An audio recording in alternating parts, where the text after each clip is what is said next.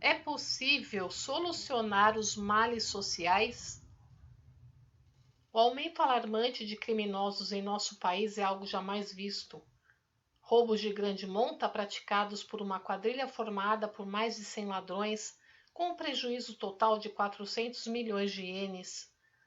Casos de violência coletiva e aumento de crimes praticados por adolescentes.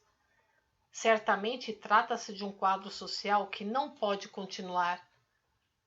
Quando observamos como está a situação para aqueles acima da classe média, vemos que essa também se encontra em uma situação calamitosa. Há, entre outros casos, corrupção nas empresas públicas, subornos que envolvem determinados empreendimentos civis, e podemos afirmar que esses terríveis problemas parecem não ter fim. Estes são apenas os casos que vêm à tona, ou seja, são só a ponta do iceberg, e temos a sensação de que os atuais males sociais do Japão parecem não ter fim. É como uma montanha de lixo acumulado onde não se tem sequer um lugar para pisar. Portanto, a grande questão com que nos defrontamos é como proceder para conseguir limpar. Naturalmente, não só as autoridades, como também os intelectuais estão apreensivos em relação a esses problemas tão difíceis e reconheço que estão se empenhando o máximo possível para encontrar uma solução. Entretanto, por que será que não conseguem vislumbrar ao menos uma luz? Vamos analisar a questão baseados no nosso ponto de vista. Na realidade, as pessoas envolvidas estão totalmente equivocadas, com a atenção voltada para o lugar errado. Raciocinemos. Em primeiro lugar, é preciso descobrir onde está a causa dos crimes. É óbvio que, se não a esclarecermos, não será possível tomar uma medida apropriada. Sem dúvida, a causa fundamental do crime está na alma do ser humano e em nenhum outro lugar.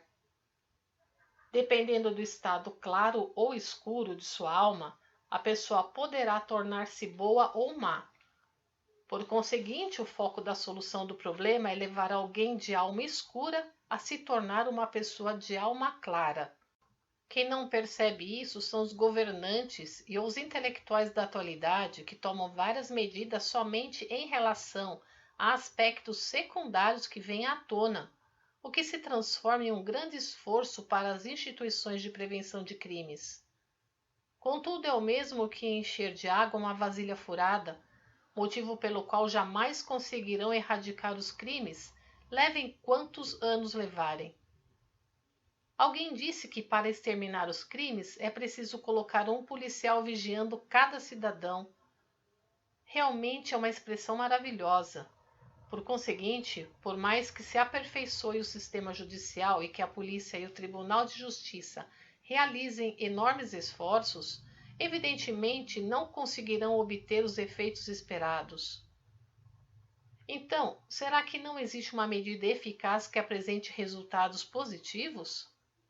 Sim, existe. Vou expor minuciosamente a esse respeito.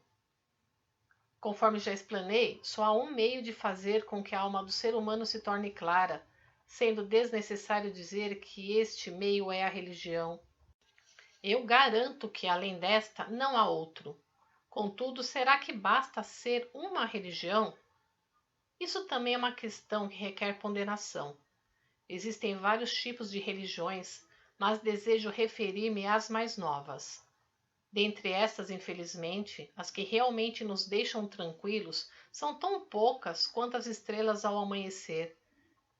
E qual é a situação entre as antigas? Creio que todos concordam comigo quando digo que não parece haver entre elas nenhuma com força suficiente para transformar o escuro em claro. Portanto, é preciso, em primeiro lugar, analisar as religiões, observando sua essência e selecionar algumas que pareçam razoáveis e, mesmo que não as apoiemos, pelo menos manter boas relações com elas. Afirmo que não há alternativa melhor. No entanto, não entendo por que os mais interessados na questão, apesar de se preocuparem com os males sociais, nem pensam em recorrer à religião. Afinal de contas, conforme já disse, a situação atual nos mostra que eles se agarram aos métodos materialistas e se recusam a abandoná-los. Consequentemente, a população é que segue infeliz. Creio que o mais importante é fazer com que eles despertem e reconheçam a essência da verdadeira religião. Sem dúvida, o pensamento dos criminosos se fundamenta no princípio materialista de não acreditar no que é invisível e se empenham em fomentar o mal social, achando que basta enganar os olhos alheios, concentrando a inteligência nessa forma de agir. Assim sendo, enquanto não exterminarmos esse pensamento, quaisquer outros métodos serão inúteis, pois eles não passarão de simples paliativos. Portanto, custe o que custar, devemos tomar por base o pensamento espiritualista e fazer com que se conscientizem da existência de Deus.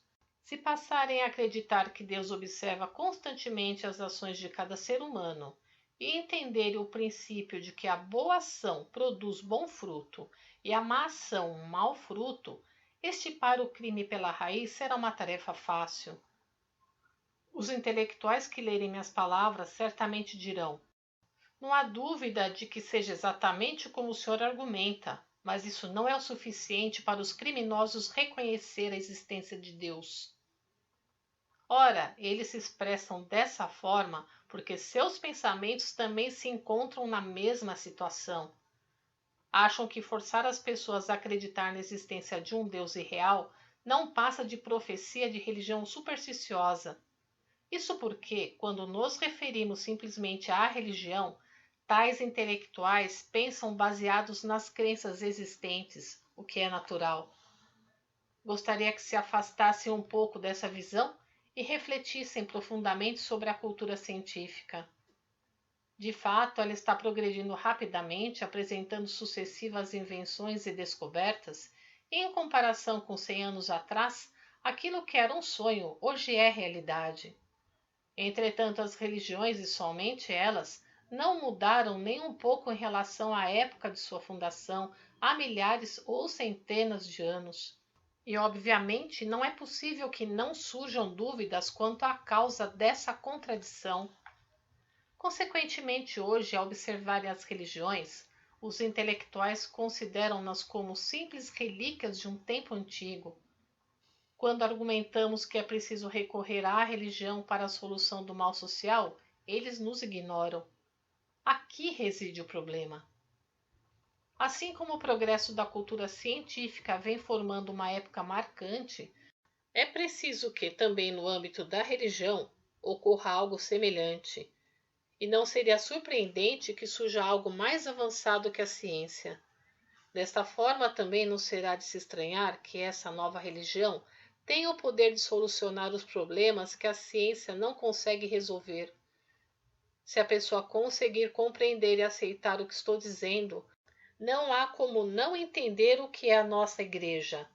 Modéstia à parte, ela possui grande poder, e uma vez ingressando nela, a pessoa poderá reconhecer essa realidade facilmente.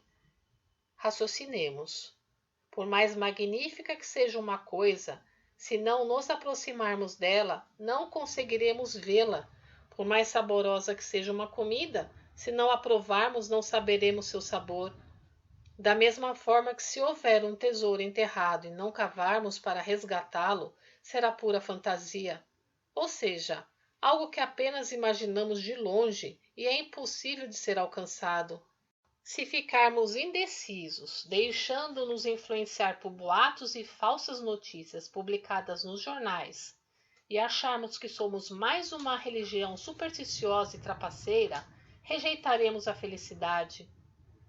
Antes de mais nada, é melhor que a pessoa dê um passo à frente e descubra.